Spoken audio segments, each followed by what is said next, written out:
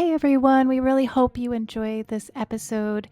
So, if you're watching on YouTube, if you could please like, share, and subscribe to our YouTube channel, or if you're listening on Spotify, you can always follow us there. Every like and share and subscribe can help our channel to be seen by many more Stargate fans. So, we really appreciate it. And then we also have all of our socials listed up on the screen right now if you wish to follow us there. Okay, thank you, and I hope you enjoy. Bye. And to all the Stargate fans out there, we would love to hear from you and chat with you on our show. So if you're interested in doing that, please reach out to us via any of our social media platforms or email. We have something very, very special today because we have a Stargate fan from Georgia, Donna Amos, joining us to talk about relationships in the series. And so we will take a little bit of time to get to know you and your interest in Stargate and what kind of brought you to the series. And then we can maybe have a little bit of a discussion about some relationship aspects in the show. So maybe I'll start by asking you I guess the most important question. How did you get into Stargate? Like, how did you discover this series in the first place? Well, I watched the series like bits and pieces of it off and on as a kid growing up. But as a kid, the whole concept of the gold was a little disturbing to me. So of course I didn't get too much into it. But about, I don't know, 5-6 years ago, I was like, you know what? I have never actually like seen the series all the way through. So I started from episode 1 of SG1 and went through it until I got to about the halfway point, and they mentioned in the episode with the wormhole extreme that Daniel Jackson was played by James Spader in the movie, and I was like, wait, there's a movie? So I went and watched the movie. And then I watched the rest of the series. But I didn't see Atlantis until this year because I did not like Rodney McKay. I thought he was a jerk. And so, like, I'm not watching a show with him in it. And then I watched the show this year because I was just like, you know what, I haven't seen it yet, and I've already seen SG1. So I was like, maybe it'll be better. And it really was. And he had a lot of growth, and now he's one of my favorite characters. So yeah, that's kind of it. My Stargate journey in a nutshell, I guess. Oh, that is cool. Yeah. The thing that really kept me watching SG1, because it was a little dark at first, was that I was really interested in wanting Daniel to get back with his wife. I was I was just devastated for him that the whole thing happened and that he didn't get her back when they went to teal'c. And then I really, the thing that carried me through was Jack and Daniel's relationship, which was just an amazing friendship. And I think a lot of times we'll say, well, they're just friends and it's not romantic love, and sometimes friendships are stronger than romantic love. And I don't really know why we don't place as much value on that, like from the offset, but the friendships in Stargate are really what I really loved about the show. Yeah. So, yeah. That's a good point. That's a very good point. Yeah. That's pretty much, I guess, what we're kind of here to talk about, like the relationships and the friendships and, what keeps people coming back and what makes it so rewatchable, I guess. Yeah. So, yeah. that Exactly. was far more interesting than things just blowing up. Not that I don't enjoy that occasionally, but it won't keep me coming back, that's for sure.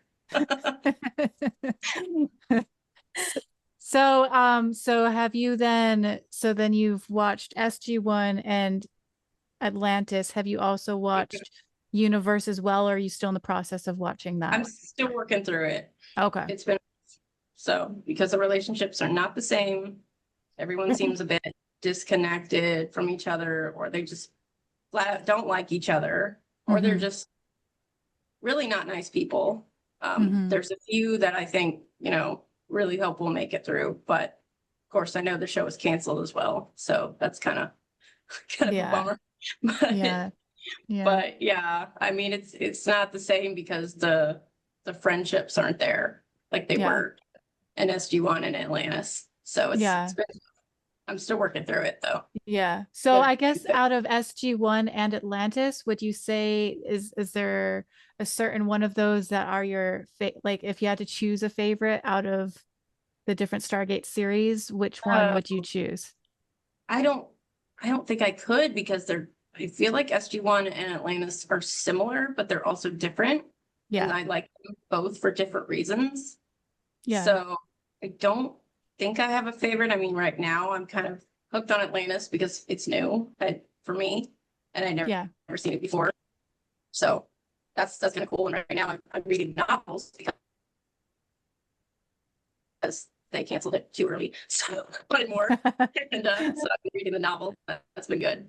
Like some of the stuff about the friendships are, I think, more prominent in the novels. So I didn't even know there was novels initially. Like that's like a new thing that I never knew. Yeah, I complained on this Facebook group that there was only 5 seasons of Atlantis, and a lot of people were pointing me to the script of the 6th season is in, I think, a Reddit thread, and then all these novels. Yeah, no, I need to give you guys the post link because that would be amazing. I would love to read that. Oh my God. That would be amazing. Yeah. That's amazing. Yeah, I know. I was so mad that they canceled it because I'm like, what? Because in the season 6, they actually do find Elizabeth. I was like, what? Really? Oh, okay. They were robbed. Oh, dang. Yeah. I'd love to see that. That is cool. So yeah, it's kind of a bummer, but yeah, at least we got 5. Nowadays, shows are only like 2 seasons, it seems like. Yeah. True. But I do wish it was like at least 8 or 10, like SG1. I know, that would be so nice. That'd be amazing. It would be. Yeah. So out of curiosity, I mean, you mentioned that like in SG1 and SG, I don't know, you mentioned specifically in SG1, but I'm guessing it's similar in SGA, that it's not just the romantic relationships, but also the platonic, the friendships, maybe even some of the like friendships that are not really romantic, but maybe something a little bit more special, that they're kind of something that you really love. And I mean, something we observed between SG1 and Atlantis, but that isn't consistent with universe, is that in both of those shows, they generally have scenes where they're like in a cafeteria, just eating or just hanging out. And so I just want to know, like, what do you think about some of those like kind of non-action scenes that really don't necessarily drive the plot? Maybe they do, but like, it's not really the action. Like, how do you feel about some of those more just like showing the dynamic kind of scenes in the show? Yeah, I think that the everyday scenes and the conversations that they're having just like in the room or, just out on the balcony, I think that those are so important because in good storytelling, I don't remember, the Japanese like have their own word for it. In good storytelling, you have to have moments of quiet, reflection. And if you don't have those and it's nonstop action, and that's what I think is wrong with like the superhero movies and stuff of today, is just there's nonstop action and you really don't get to have those important conversations where you get to know the characters and they make a connection. And it's just, you really can't replace that with nonstop action. Yeah. It's not very human. It's not very realistic. That's not how humans do things. I mean, we go through our life and we have big events, but most of our lives are made up of quieter conversations and slowing things down. So I think that Stargate is really good in giving you those conversations. In fact, most of the time I want more. I feel like sometimes it's like they have a limited amount of time to tell the story, and you have like 2 or 3 people like in conflict with each other, and then you only get the conversation with the 2 of them. And I'm like, what about the 3rd person? Yeah. So yes, those are some of my favorite scenes because there's like a lesson to be learned or a connection to be made. So that's kind of my take on that. Yeah. Do you have any like favorite I guess like friendships that like in SG1 that are kind of like if like someone that's never, for example, seen maybe Stargate or something, and you're thinking of the reasons why you love Stargate, is there anything that suddenly kind of pops into your mind of like, you know, how like you're mentioning different friendships that you really like appreciate in the show, like in SG1 in particular, is there anything that kind of stands out in that that you can think of like a friendship that, or it can be romantic, either one, that really kind of stands out to you as to like one of the things that you think are important in that particular series?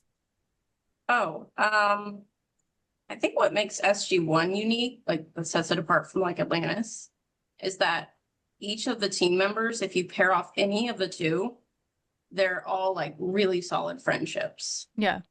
Like between Jack and Daniel, but then Jack and Sam, Sam and Daniel, teal'c and Jack, and it, you know, all of them. Like you could pair any of them off and you would have a great episode because they just all really like and appreciate and care about each other. Yeah. And it's just they almost have that in Atlantis, but he's kind of autistic, so he just really doesn't click with anybody except maybe Shepard. So you kind of have Shepard kind of holding them all together in that sense. Yeah. But as far as like favorite friendship, I guess the thing that kept me going was watching Jack and Daniel because they were the two originals, and Daniel keeps Jack from killing himself, and Jack helps him find his wife, and they really just kind of bond over their losses.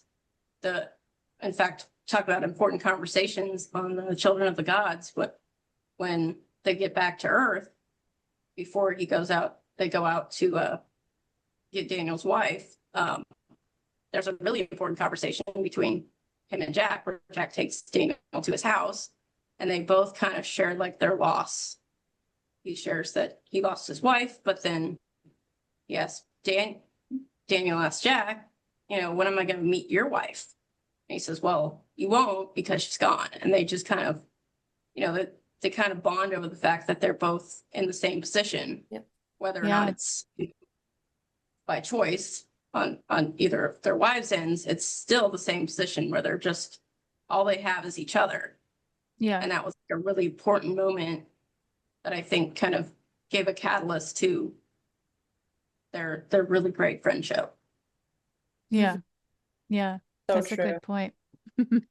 So then would you say in SG1, when after season 8, when they added some new characters and some of the dynamic changed a bit, how did you feel about that new cast and some of the new relationships and friendships? That's a bit dicey. I'm really not crazy about Cam's character, and it's not Ben Browder's fault. I think he's a wonderful actor.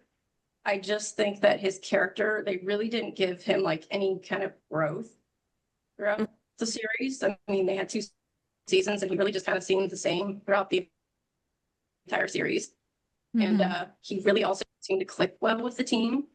Him and Daniel got into some spats that wasn't cute, like him and Jack. Him and Jack's spats were kind of cute, but Daniel and Cam's spats kind of stressed me out. So. It's a little different. And then Bala, she kind of got on my nerves a little bit at first. And I mean, I don't know. It was kind of weird. Her and Daniel thing was kind of weird. But I mean, she was okay after a while. And it just took me some getting used to because she's a little in your face, if you will, with her personality. Yes. But I mean, I liked her by the end. So it was different. It wasn't, you know, and it's hard to say goodbye to Richard Dean Anderson. He kind of kept them all together. And totally. When he left, it was kind of like, what's the point? Yeah. So that was, I like the reason why he left. He left to spend more time with his kid. So that was How do you two feel about the last 2 seasons of SG1? How everything changed?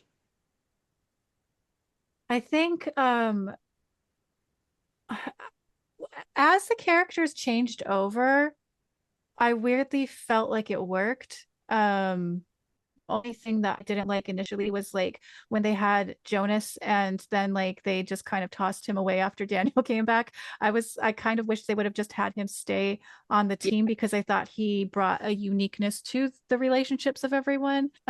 Overall, I think I felt like in my opinion, it oddly felt like a smooth transition with some of the characters. I still felt like that camaraderie between all of them, and I personally love Vala character. Like I think she's so like insane, like it's like she cracks me up.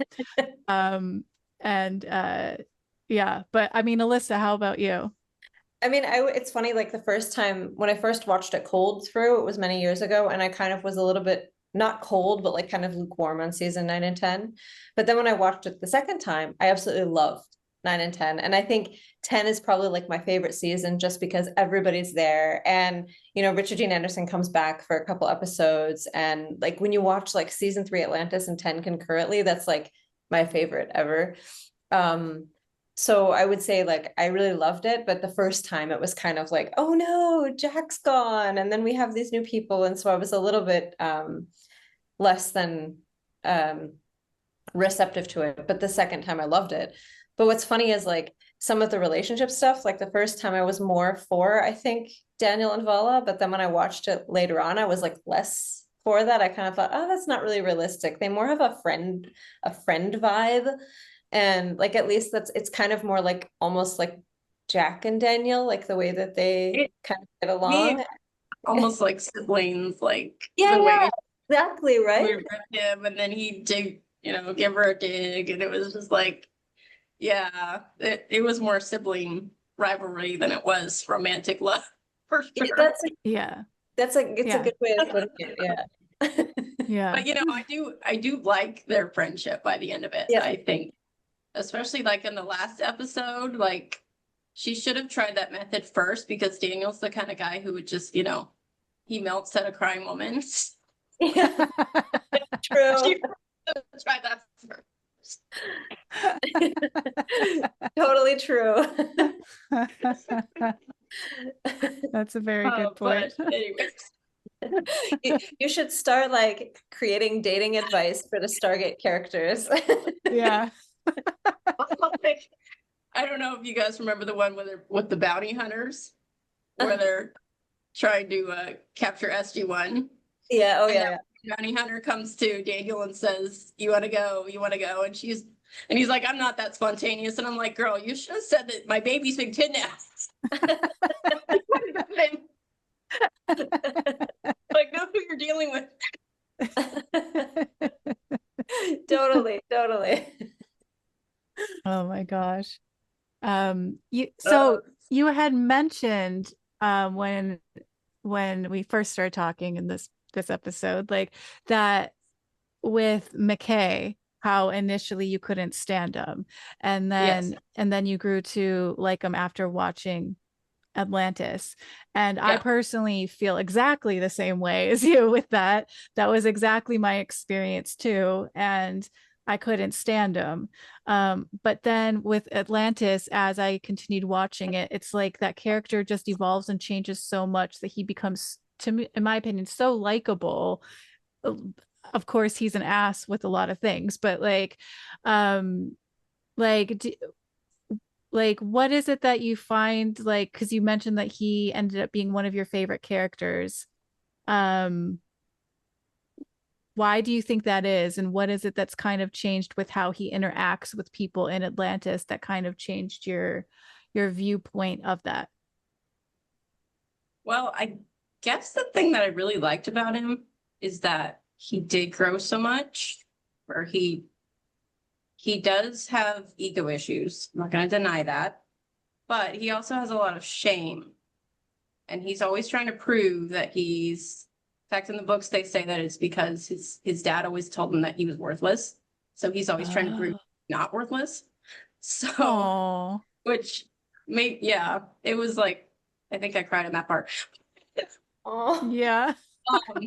So he's got this eager to please ego, which is not, which is different than, like, say, Kavanaugh's ego, where he just wants to be right just because. Yeah. So I guess I really started like coming around to him because he's so scared of everything and he's just so afraid that he's gonna die at any given time. But then like I really started coming around to him when he puts on the shield and he goes down to and hide and seek with the dark mist monster and he does the case there, and I was like, oh wow, even though he's like scared to death, he's still doing this thing, even though because he knows that the thing could suck all the energy out of the shield if it wanted to. So it wasn't like he was completely invulnerable, but he just started. And then after that, I was like, okay, well, maybe this is going to be okay. And that's when I started, really starting to like him. It took me until like the end of the first season. But after that, yeah, I was like very impressed with just how he handled things and how he still has a sarcastic streak. But to me, that's a bonus because I'm also very sarcastic. So I just love the way he and Shepard go back and forth at each other. Yeah. Even though I feel like he gets a lot of Shepard gets a lot of slack because he's military, but Shepard is just as sarcastic and grumpy as he is. So Totally. Yeah. They're very, very much the odd couple. Yeah. Yeah. I also really liked how I forget what episode this was. Maybe you guys will remember the one where Daniel comes on and then it's McKay and him constantly. Yeah, First Contact. Yeah. Which one was that? First Contact. Oh, okay. Yeah. And I think like their interaction like cracks me up every time. Yes. Like it's so funny. I really wanted to see more of Rodney and Daniel because they're so similar too. Like with their humor and the way that they just kind of do whatever because they're not military. Totally. And they both delivered babies, let's not forget. So yeah. Oh my gosh. Yeah. I didn't realize that. Yeah. And Jeff's like, you'll never cease to surprise you with all your talents. So yeah, I really thought that they needed more episodes together, but unfortunately that didn't happen. I think it would have if they had a 6th season, but totally. Yeah. So yeah, but that was good. I did like their interactions. Yeah. I feel like that's the way it is though with Rodney. You put him with anyone and it's just golden. It's just him and Zelenka, him and Beckett. Very even true. him and Ronan have some great moments. So yeah. I really feel like I really wish they had done more of him and teal'c because I really feel like their relationship is very solidified. I feel like it was kind of like she gave him compliments every now and then, so he would do the thing, and that was kind of cute. But they really didn't have like a friendship. It was more like a we work together kind of relationship, and we like each other, but it wasn't like a friendship like teal'c and Shepard. So yeah, that's very true. I never realized that. More into that. Yeah. I think the last few seasons they really didn't like flesh out her story, and I don't know why that was. I think they could have put more episodes and attention into it, but I don't know. Yeah, with teal'c, you were saying with teal'c? Yeah. I felt that as well. I think I'm not sure if maybe part of it is because of the maternity leave.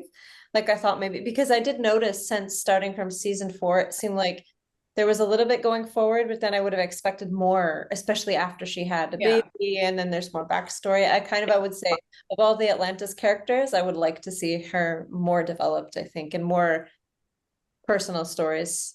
Because I think that you're right. You're absolutely right. Yeah.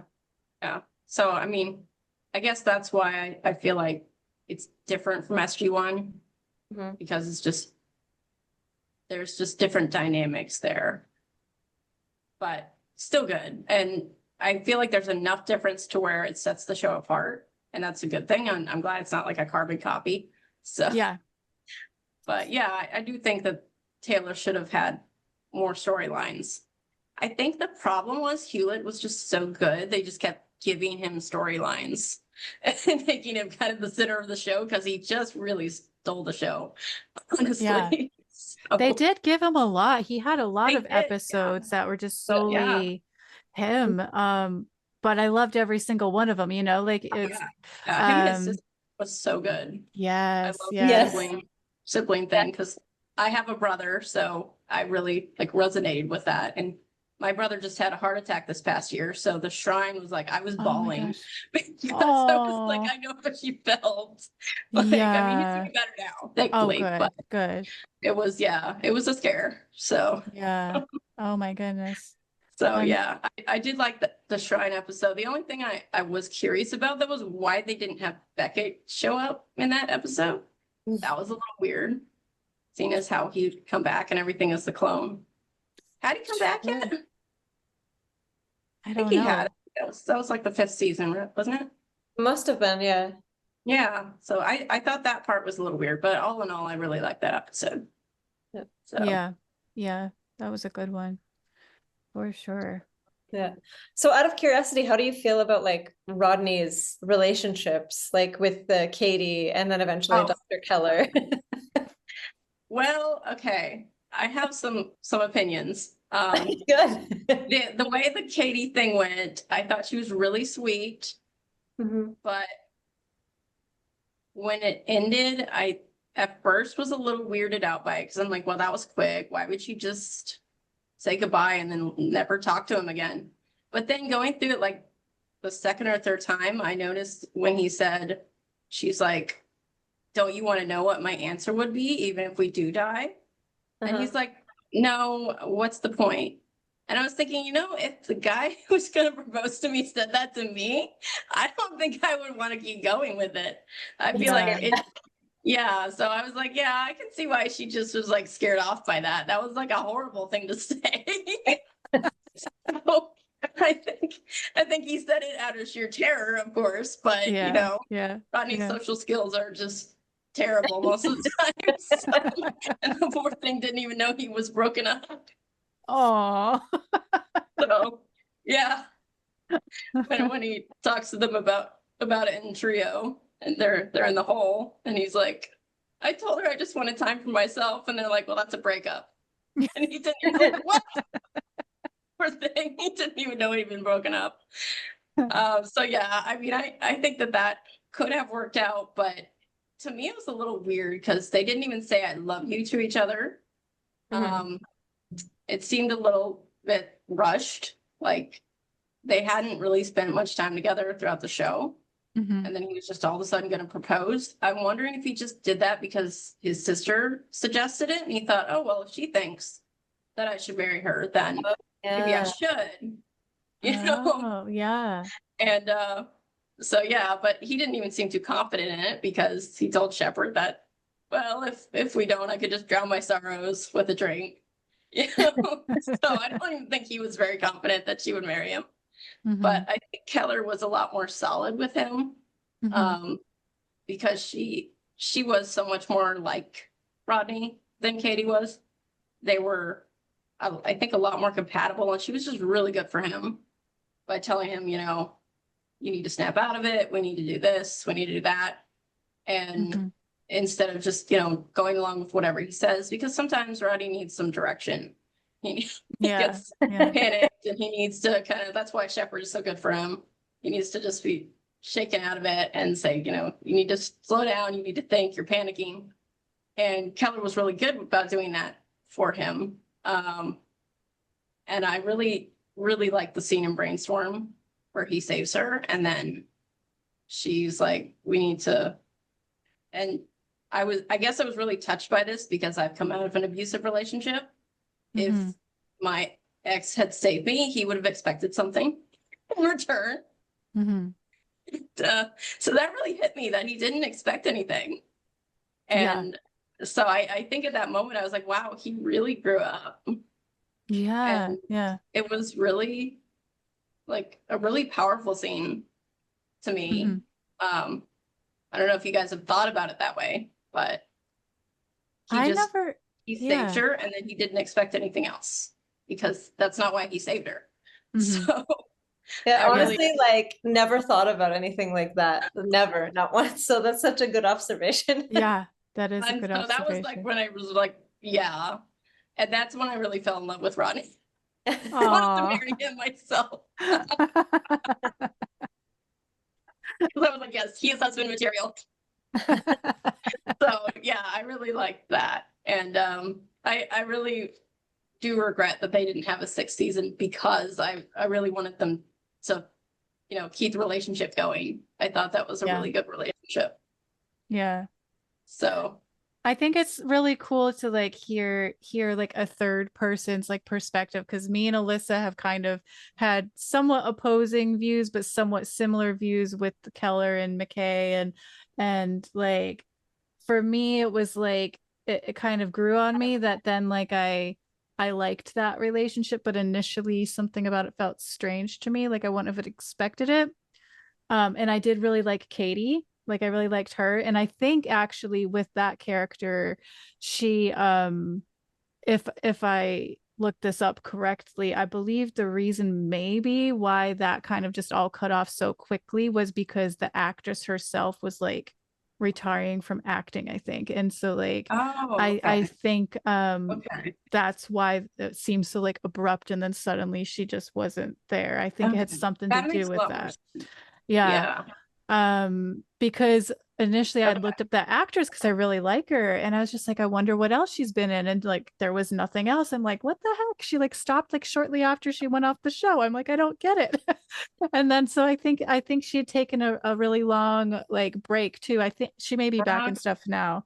But like anyways, like with Keller, like yeah, it's interesting because like Alyssa, right? Like you do not like the concept of McKay and Keller So it, together. so it's funny because the relationship I like. What I don't like is and it's funny because the first time I watched the show, I absolutely hated them together. I could not stand it. I thought it was like the worst thing That's ever. a little weird. But the reason why, because I think the second time I watched it, I realized I don't actually mind the fact that they would get together. What I really mind is that the people that create like people that write the episodes or whatever, there's always this like highlight on the fact that he's the nerd and he shouldn't be with her. Like she's too high for him or something. Like, and so for example, in Brainstorm, the like you mentioned this beautiful scene of saving, but then there's also this really like scene that makes me icky where like there's all these like science guys and they're like staring at her like, oh, she's so hot. Like, how do you get somebody like that? And to me, that gives me like the major ick because like I love that though, because Tyson and I'm not really big fans of them, but being like that, yeah. or they're not, but it was so funny. I mean, it's funny. Yeah, and It's like, honestly, I mean, I expected his rivals to be like that with him.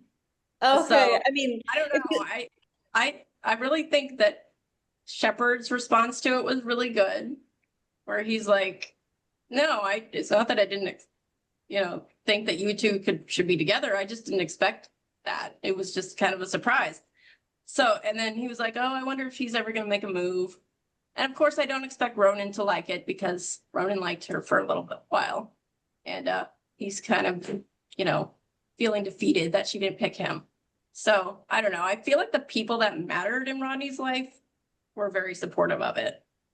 yeah. So I No, I I mean, thought, I understand. It's like, to me, I think like all of the characters in the show are hot. So like, it's not like there's not yeah, anything oh wrong with yeah, Rodney. very It's not like Dr. Keller is like, she's super amazingly gorgeous, but so are all the other characters. So to me, it's like, it's not even that weird that they got together. It's like actually quite expected.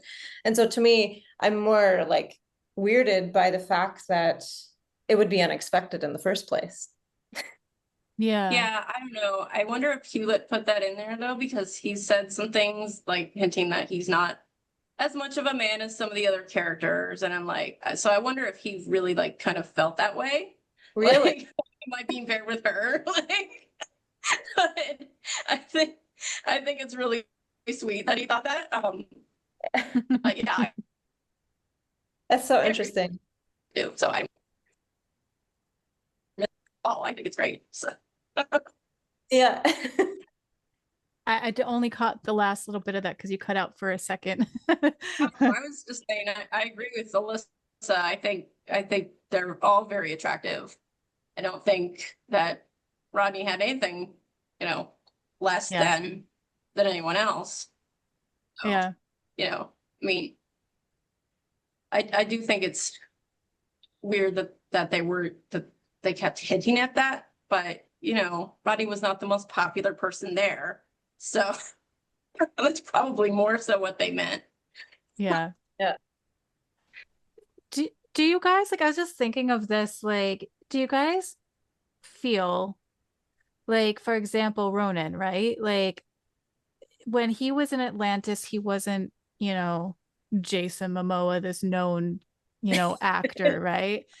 He wasn't Right. known like that. And so, like, I feel like when I watched it, like, I just thought he's a cool character and I didn't really think too much of anything really. Like, but I feel like people now that go back and watch it, they're like, oh my gosh, Jason Momoa, he's so hot and all this stuff. And they like freak out over him being in Atlantis. And I mean, I've never been into Jason Momoa, but that's just not my thing. But like, I just kind of feel like, do you feel like the perspective of his character too? Like if someone now knows that he's in that and maybe are new to Stargate, I mean, I guess we don't necessarily know, but I'm curious your guys' opinion on that, because I feel like there's kind of a shift in how maybe people perceive that character, kind of like because of your post you put up and you had like Ronan and then Shepard and McKay, and it's like some people were responding where they were so into Ronan and so insulted, like Such an interesting question, right? No, I think that was hilarious. I think Carson was the winner. Everyone was with him. But you're right. I mean, I think it was a lot of lust going on, not so much relationships. I don't know. I don't like that he's that famous now, I guess, because a lot of people are like, well, I just skipped the first season. And I'm like, you can't skip the first season. There's so many good episodes and just I don't know. I mean, I'm not the biggest fan of Aiden Ford, but some of my favorite episodes are in the first season, and that's kind of where you get, beginning and you see the team grow together. And exactly. I don't know.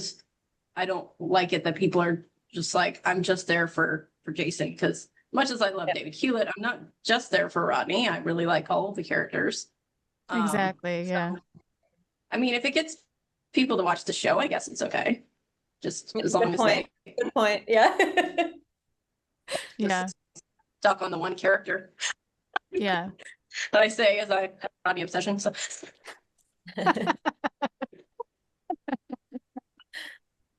yeah, but I love Rodney too. He's great. Like he cracks me up. they're all good. So I mean, except maybe Kavanaugh. I think that's yeah, we don't talk about Kavanaugh. So I was like thinking, is there a Stargate character that's actually dislikable? And I think really the only one that's truly dislikable is Kavanaugh. Yeah. I mean, I feel like Mayborn is, but he's the kind of guy that you love to hate, and he's a lot cooler than Kavanaugh. So yeah. And even like Woolsey too. It's like initially he irritated me, and then I grew to like him, like when he was in Atlantis. He had some big roots. I mean, I would have preferred to stay on, but I really was like surprised at how much is like, wow, this is actually not like I thought it was going to be. And he actually did have some growth himself. So yeah. But I didn't realize he was also in like Star Trek, because I've never really watched Star Trek. I was like, okay, that probably was why they kept him on. Yeah, well, funny you bring that up, because I just watched like a YouTube video. I think it was Gate World that did it, and I'll share the link with you later if you want. It's like it was showing different actors that were all in Stargate that were also in Star Trek, and some of them I had no clue, because I as well, like, I'm not like, I've watched some Star Trek stuff, like I've watched Star Trek Voyager and some things, but like I've never been like super into it like I am with Stargate. So like I wouldn't have noticed. Like I knew like Woolsey was, like I had recognized him from Star Trek, but like some of the people they mentioned, I was really surprised. Like Felger and Coombs, the one that was I always confuse the two. Is it Coombs? I think Coombs is the Felger. one with the long hair. The and long-haired Felger- one, yeah. The long-haired one, he was in Star Trek apparently. I Huh. forget. See, I'm terrible to remembering exact things. But like I'll send you the link. Yeah. You'll make sense. But like, but yeah, so I thought that was interesting because like there was so many that I had no clue that were all part of Star Trek. Even the blonde lady that was the warrior chick that was involved with teal'c. What was her name? Oh, really? I Yeah. don't remember the name, Yes. but I knew what you're talking about. Ishta. Yeah. Yeah. Yeah. Yeah. Yeah. Huh. So yeah, it's interesting. It's interesting how there's a lot of crossover. Was she in Xena? Because she reminded me of She does seem like that, right? Like Maybe. they did give that vibe. I did like that episode. That was very good. Yeah. So Yeah. Daniel makes a little girlfriend, so Yeah. a new friend. So it was cute. Oh yeah, the little girl. I love the Stargate and kids episodes. I think they're so good with doing their kid, like Cassandra, and then you have that little boy who was like put together. I don't remember his name, but that was it's just really sweet. Yeah. Having kids with the team. Yeah. So I wish they had done that in Atlantis too, honestly. Yeah. Oh yeah, that's a good point. They don't really have so much kids episodes with kids in Atlantis. I didn't realize. Yeah. I don't know why, because I feel like Rodney would have been great with the kids. Yeah. He was kind of a big kid himself. So. Yeah. I mean, sorry. Candid he was with the boy about the wraith and not having to do his chores. Well, tell the wraith you'll never have to do your chores again. I mean, are there I don't actually know. Are there wraith children? Yes. Yeah. Is there? Or the one that the guy raises in secret, she was the child. Oh yeah, that's right. Oh yeah, the one that the same actress played. Yeah. Were more like the orcs on the Lord of the Rings, where they just kind of bred them in these pods and they weren't really like children.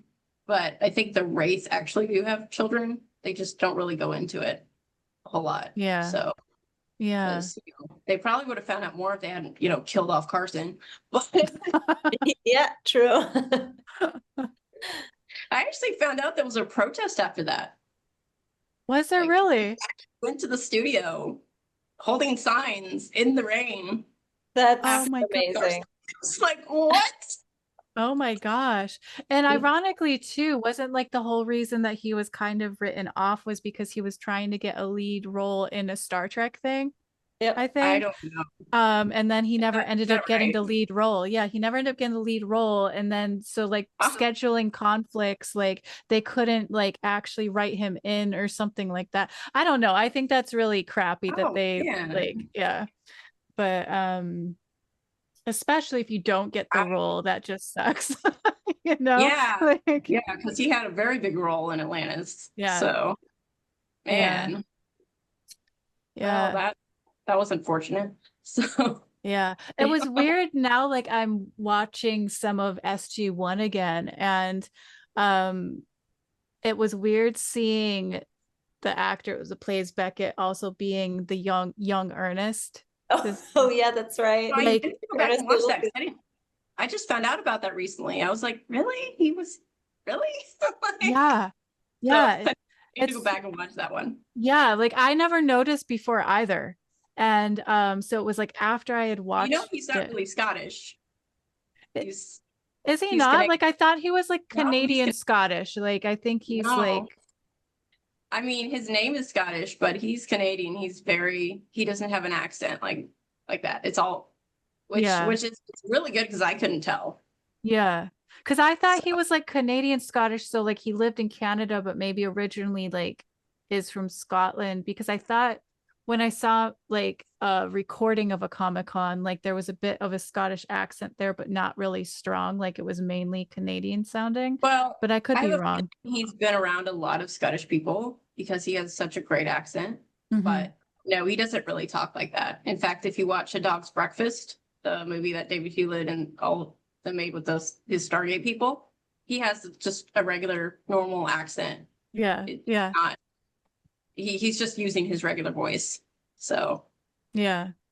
I would highly recommend that one as well. I watched it that and one. That was if you've seen good. it. So Yeah, that was great. Oh my gosh, I love very that. good to take off depression. So Yes, David Hewlett needs to make, if he's not already, make many more film shorts and stuff, because I think wish he would, but he seems to be doing other things now. Like I think he's like into doing tech stuff for kids, like at a yeah. school, and Which he's is working really with a parent now who has like the disability, and they talk about like disability nowadays and Oh, how what's going on in current events affects people with disabilities. It's been really good. So that's because cool. I Yeah. am disabled myself, so I Mhm. really resonate with that. So yeah, I mean, I wish he would make more movies, but I don't know, it takes a lot of funding to do that. Yeah. So Yeah. I can Yeah. understand if he doesn't, but Yeah, totally. yeah, it would be nice.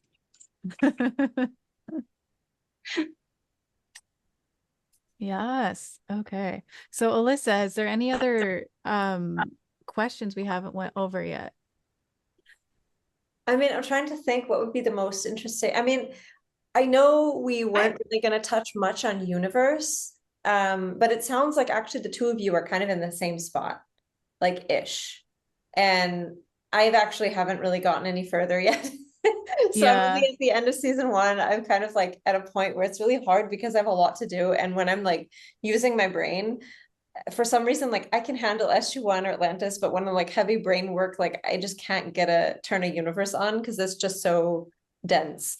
So I'm kind of still at the same place. But I mean, maybe just considering some of the first little beginning, Like up to about episode 8-ish. yeah, maybe you even just stop around time, because I think there's not really that much that happens relationship wise from that 1 to 8. I think let's just start with time.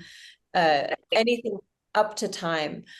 I would just be curious, because you said in SG1 is really interesting that you can take any two characters and they would have this really strong friendship. And in Atlantis, it's more like kind of these friendships built around the nuclei of a person, like around Shepard, or maybe also around McKay. Mhm. How would you describe, in a sense, like what you've seen so far in universe, in terms of the dynamics and how people relate to one another? Well, I feel like in SG1 and Atlantis, the people there get into this really bad spot and it pulls them together. In universe, it seems to just drive them apart. So I think that's like the magic element that's missing and why it makes it so hard to watch, because when you're in crisis, you want to have people that you can depend on and pull together. And there just seems to be a lot of infighting, and poor Eli is having to referee everyone to, even though he's the youngest and doesn't really know what he's doing, having to make sure nobody, gets killed or anything. And so that's like, it's really hard to watch all that going down. I'm hoping it gets better. Everyone says it gets better in the second season, but getting through the first season has been very difficult just because that element is missing. And as far as relationships go, I feel like there's a lot of moments where they try to settle it down a little bit, like on Earth, but I didn't really have a good backstory, like foundation for these people. So the moments that should mean a lot doesn't really mean as much as it should. It's just like, okay, this is sweet and all these two people, and they get to see each other again, but I don't really know them. I don't really know their story. And so it's kind of like you're thrown in the middle when they could have been establishing, you know, a better background for these characters before throwing them onto the ship. It wouldn't even have had to take up that much time. It could have probably been, 5 or 10 minutes. A good example of that would be like the opening of Sing, where you have all the characters with their lives, and then they bring them all together for the contest. I really liked how they did that, and they should have done something like that in Universe so that you could get to know who we're dealing with. They did it a little bit like after they got onto the ship, but even that, it was just mostly like a lot of fighting. So Yeah. I really think that they're missing the magic of them, you getting to know the characters and them pulling together in a crisis. So that's kind of the big difference for me and why it's been so hard to get through. I think they were doing it because they were just trying to be, gritty and edgy, for the new thing. But I think they lost a lot of magic in that. Yeah. That's an interesting point to bring up about the backstory, because I wouldn't have necessarily thought of that, just because like if I think back about like SG-1 or Atlantis, I'm trying to think if I remember how they did the backstories with those characters, like if it was limited as well. But I just wonder if they did it in a slightly different way that felt more whole as a viewer, And Atlantis, you really get to like be introduced to the characters well when they're in Antarctica, and they set it up very well to where you've established that Carson is a sweetie, Rodney is a control freak, and he's very much trying to get on the good side of General O'Neill, who doesn't like him, and Weir is trying to just juggle everyone. And then you have Shepard, who is out in Antarctica for some strange reason, but he claims he likes it. So, and then he, is established as, kind of grumpy. He yells at Carson right off, but then he backs off. So you're like, okay, so he's not a bad guy. He's just, he doesn't like when people say that he's done something wrong. So I really like the way they set that up on that scene. It's a very important scene, and if they had just thrown them into the gate room, I would have been like, what is this? Why? I don't know who these people are, but they set it up very nicely. And they needed something like that in Universe, and they spent so much time getting to know Eli that you don't really know anybody else. Like Rush, I was kind of jarred. Like, who is Rush? Why is he at Stargate? Right. And they never told you why or who he was. I mean, they had him crying in his room with the picture, but there was no dialogue. So it was very hard to like feel anything. That's a very good point. It always does have a layer of mystery that it's like I keep thinking, maybe that's what I'm picking up on when I feel kind of unsettled as I'm watching it. It's like that layer of mystery that you keep thinking they're going to answer and then they don't fully. Like they kind of hint at the answers and you kind of have to guess, which I kind of like an element of that at times, but I can see like how like when it's lasting so far throughout, at least, I mean, how long is the first season? Usually about 20 something episodes. And it's about like roughly halfway through and you still don't fully know, but I think too, like that's like a good point to bring up about how like they're always so argumentative, like that they don't and that's where I kind of felt like on the episode Time, I felt like they actually did work together in that one. I felt like they seemed to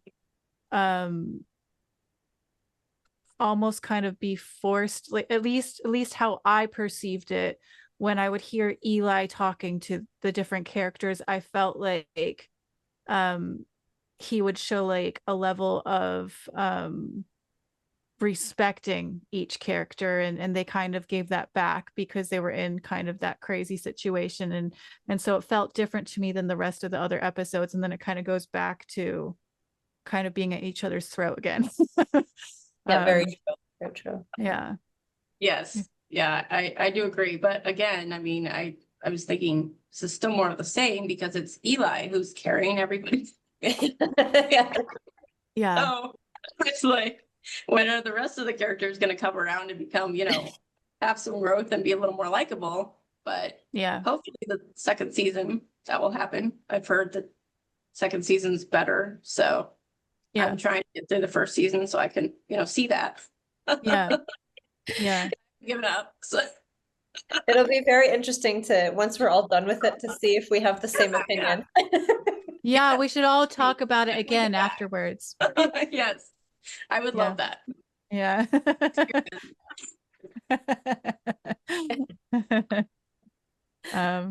But yes. Okay, so is It's been that fun? I mean, Yeah. I think maybe one thing I would love, like just a fun thing to ask you, like, what is your favorite ship in the whole series? And if you don't have one, if you could ship any two characters from any series, like even one from S21 Atlantis, who would you put together? Let's see, my favorite ship.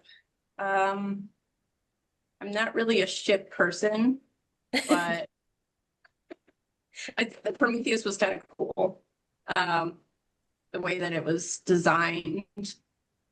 I liked the O'Neill, even though they blew it up. Oh, sorry, I messed this question up. I meant relationship. Oh, that kind of ship. Sorry. I was thinking Oh my other. God. Like, I was like, I took it as like relationship, and I'm just like, oh, was I wrong on this? No, sorry. my Okay. bad. I like the main like ships of Jack and Daniel and Rodney and Shepard. But if I was gonna put like any of the characters together that like had a little bit of time, but you didn't get to see a whole lot of, I would have liked to see more Rodney and Daniel. I think that they have so many similarities that they were just hilarious together, and they were just, a couple of sweeties trying to save the universe. It was so cute. That's a perfect tagline. A couple of sweeties trying to save the universe.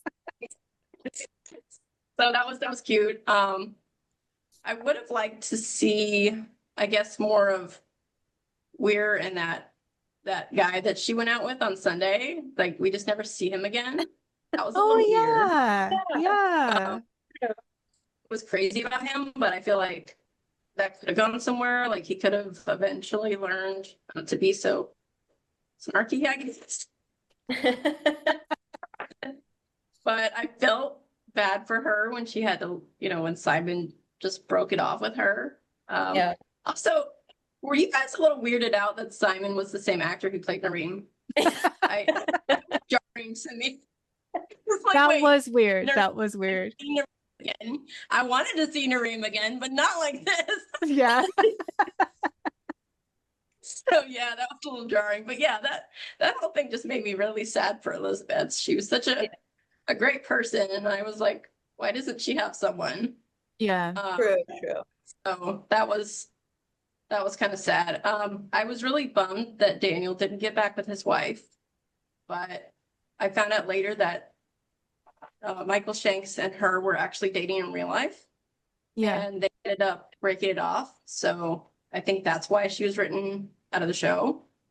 And then his new wife was the new doctor in the seasons 9 and 10. And they're still married to this day, as far as I know. Yeah. So that was kind of cool. But as far as like the in-show ship, I really wanted to see Jack and Sam get together because they just kept screwing around it, and then they never like gave it to you. And I was really bummed that in Trio they have a deleted scene where she talks about she's seen someone in Washington, kind of hinting that they are together. So I was really upset that they didn't actually like put that in the show, because that would have been really cute. Yeah. I think that's a popular one that many wanted to see happen, I think. I mean, I think they gave the audience like a lot for not actually doing it. Yeah. Especially in, what was it, Nevis, like the last one where they go back in time, and then their alternate self, and then they make out in the jumper. Yeah. She really was attracted to Daniel, and then she's like, I was just saying that. That was cute. That was really cute. That was really cute. Yeah. Yeah. So yeah, I mean, I don't know that my, desire to see two people together is different than anyone else's. I think they did really well with their relationships, and the friendships and everything. So I don't know. And I know it's weird. People are like, oh, shipping two guys, but like I said, I feel like friendship is a lot deeper than just, romance. So I feel like saying the two guys are shipped is like okay in my mind. Kind of like Joey and Chandler on Friends. They were kind of a couple. Yeah, exactly. I feel like that's particularly fine because there's a lot of the same key elements that you would have the romantic partner with a best friend that that is perfectly acceptable. Yeah. So I don't know. I'm okay with saying two guys are shipped or two girls. Yeah. And even if it was romantic, that would be cool too. So I mean, I'm not saying I'm not cool with that. I'm just saying. Oh no, I know. The guys that I said that were shipped together are obviously all straight. So. Yeah. I would like to have seen more of like two women have kind of the same camaraderie relationship. I think the closest would have probably been Sam and Janet. Yep. They were very good. I really love their friendship, and yeah, I don't know what it is with Stargate writers and producers and doctors, but yeah, it was rough losing her.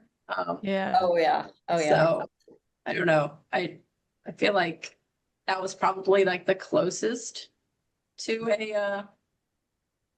a ship of to the Stargate women. But it's just not the same, I guess, because it's more fun to write two guys who are just kind of fumbling over each other, trying to say that they care without actually being mushy. Yeah. Fun to see and cute, but But yeah, I think if I had to choose like someone that, who I don't know if this would have been weird or not, but there was always like a vibe, was Weir and Shepard. Like I always felt like there was like a weird vibe there that I could have maybe seen something eventually happening there. Not that I feel like it would necessarily have been something that lasted. It maybe would have been like a weird I guess thing, to me their dynamic was more like mom and teenage sons. Oh, no. Oh really? That's so funny because I got romantic from it too. Baby again. That's so funny. Oh my god, you.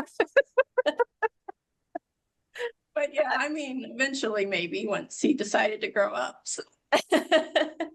Well, because I never got the vibe initially with them. It was as the seasons continued, I felt like then there was always something there that I never picked up on the first time through. It was like this weird thing that I felt like I picked up on rewatching it for the second time. Because I remember the first time always kind of wanting it to be like Taylor and Shepard, but then I did not get that vibe at all watching it the second time. Yeah. So who knows? You know what? I honestly expected a ship because of a few like key moments with them that never went anywhere was Daniel and Janet.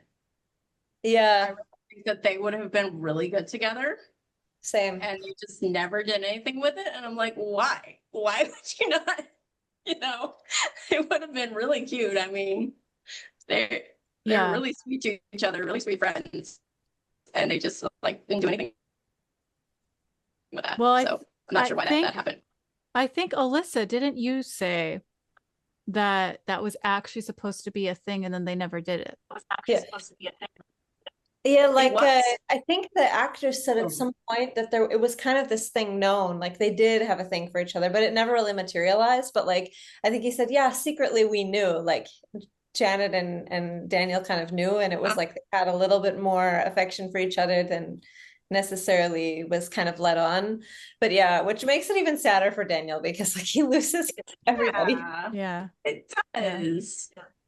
It does. Everything sucks for poor Daniel. I don't know why they were so hard on him.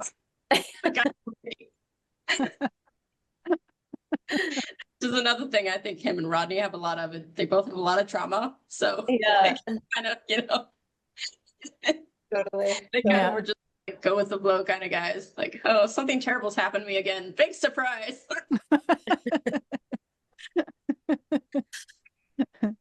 So, I mean, I think this is probably like a perfect, I think, ending point because we've all kind of said like who we thought like, you know, Yeah. would be the ultimate.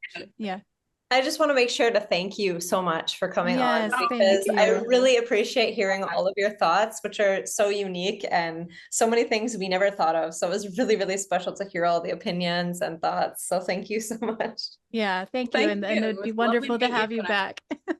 Yes, I would love to come back. This has been so much fun.